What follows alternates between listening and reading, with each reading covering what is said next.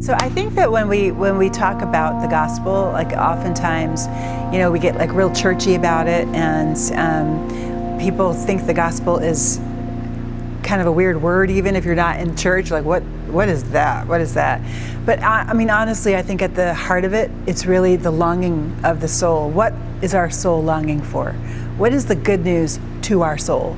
And I think that what we have said the good news is for centuries, I think has been really shaped by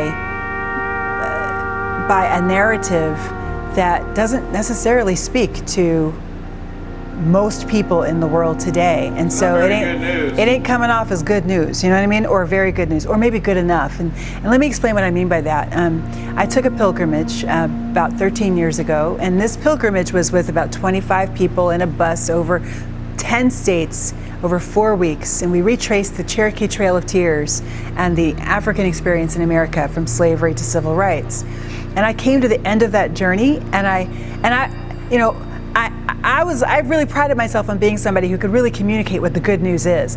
But I came to the end of that journey after having walked the walk of some of the most evil stuff we've ever experienced in this land, and I realized that my understanding of the gospel was mute in the face of this evil. It had nothing to say.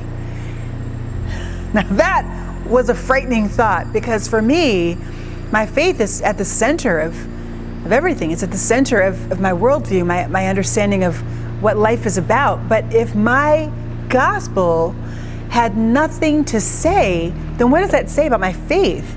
So I went on a 13-year journey, basically. This has been a 13-year journey of investigating what is actually the good news in Scripture.